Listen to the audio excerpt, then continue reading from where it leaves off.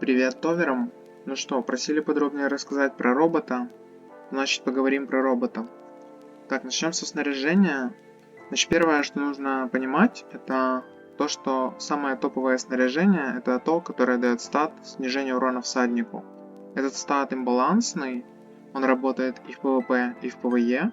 Он работает и на боевом скакуне, и на роботе. То есть, даже если шмотка робота дает снижение урона всаднику, но вы находитесь на боевом скакуне, вы также будете иметь это снижение урона всаднику, и, соответственно, по вам будет меньше урона. Плюс этот стат сломанный, и он снижает урон даже немного больше, чем тут написано. Всего у нас есть 4 шмотки, которые дают снижение урона всаднику. Это звездная броня, блестящее ядро и блестящий турбозарядник. Дальше, если вы ПВЕшник, также нужно взять блестящий щит.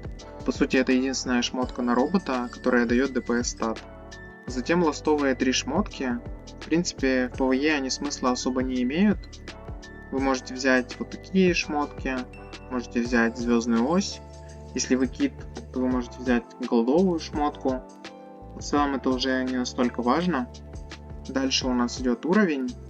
Здесь вам нужно повысить самое главное до того момента, чтобы открыть все ячейки для снаряжения робота. Для этого нужен будет либо 35 уровень, либо 40, не помню точно. Дальше вы можете качать уровень просто чтобы повышать статы, но качать его будет очень дорого, поэтому я бы не стал делать это в приоритете. Только если у вас остается лишнее серебро, то вы можете качать уровень. Затем у нас идет обработка. Здесь вы можете повышать статы, которые вы лутаете как раз таки от уровня. Атака, защита, хп. В идеале здесь наролить так, чтобы атаки было намного больше, чем защиты и хп. То есть сбрасывать робота с помощью перерождения и пытаться наролить, чтобы процент атаки был значительно больше, чем процент хп и защиты.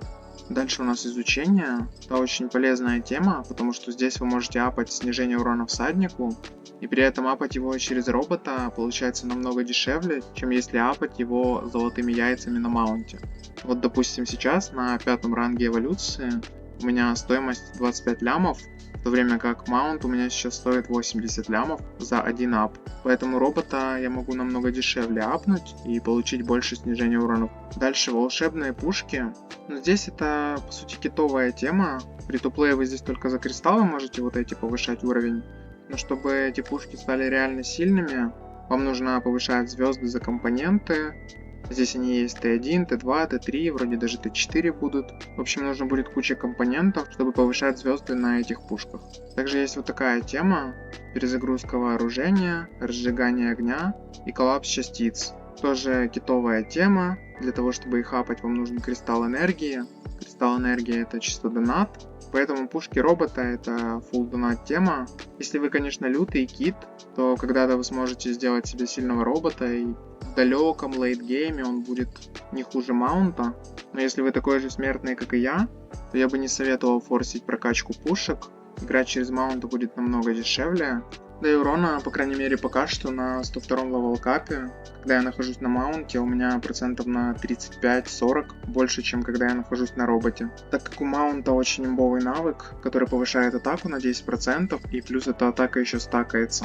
В общем, что я могу сказать? Если вы не кит, то проще играть через маунта, робота использовать просто, чтобы повышать такие статы, как снижение урона всаднику, и благодаря этому ваш маунт будет жить намного дольше. В целом на этом все. Если это видео было полезным, ставьте лайки. Увидимся в следующем ролике.